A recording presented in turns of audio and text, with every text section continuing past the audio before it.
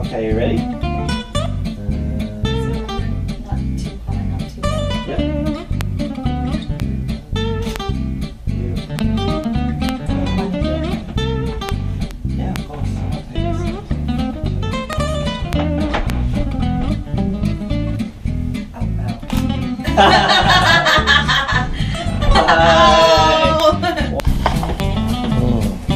Alright baby, are we going for a walk? Yes! Okay, where are we gonna walk? The bush? Okay.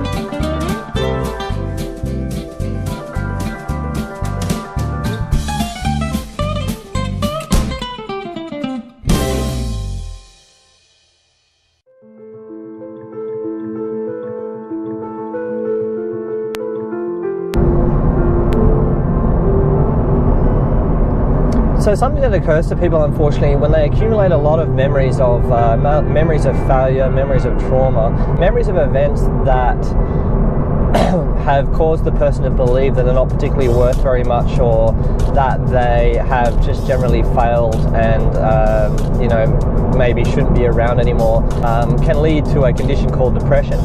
And apparently in Australia has the highest rate of depression, or the diagnosed depression, of any country in the world, apparently. And I don't know why that is. It's really interesting. What patients ask me sometimes is, well, what's the difference between just being sad and being depressed? How do I know if my relative is depressed and needs medication, or are they just sad and they'll just get over it? Like, how do I know? And it's a good question.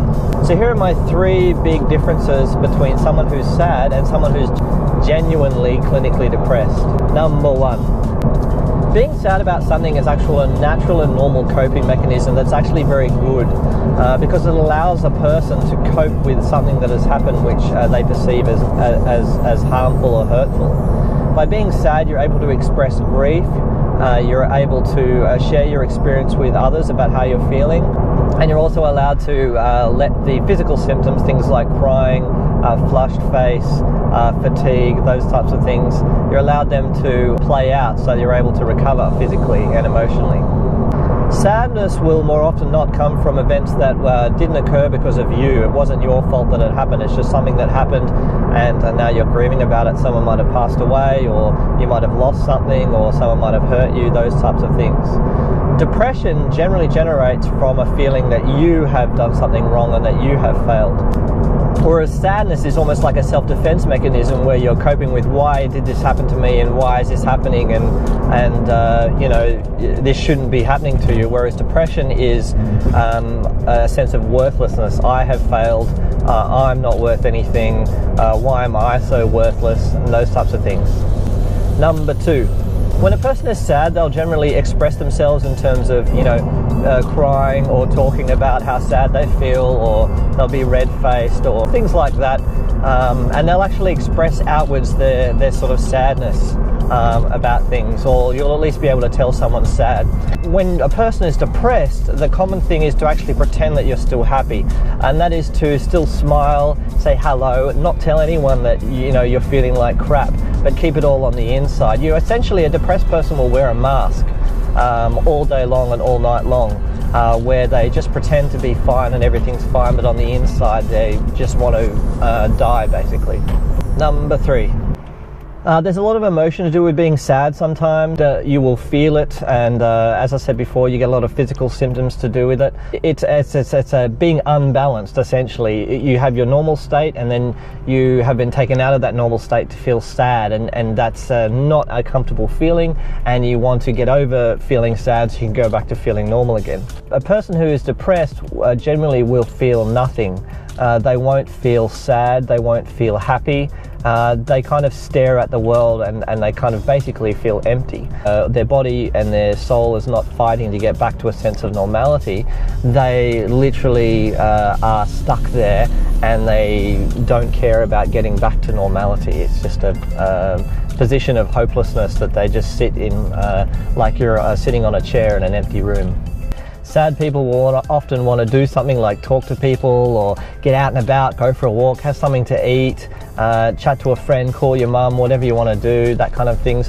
Whereas a person who's suffering from clinical depression does not want to talk to anybody, does not want to go for a walk, does not want to do anything. And you hear a lot of stories from people who have been clinically depressed where they'll say, oh dude, I spent like 9 days in my bed, like I had 9 days off and I just stayed in my bed. I barely ate, I barely drank anything, I didn't talk to anyone. Yeah. So those are the big differences between someone who's just sad and someone who's depressed, and it's very hard to tell when someone's depressed because, like I said, they wear a mask. But I think it's a great thing if you make sure you regularly ask your friends, hey, how's it going, how are things? And if people say everything's fine, ask them again, how are things?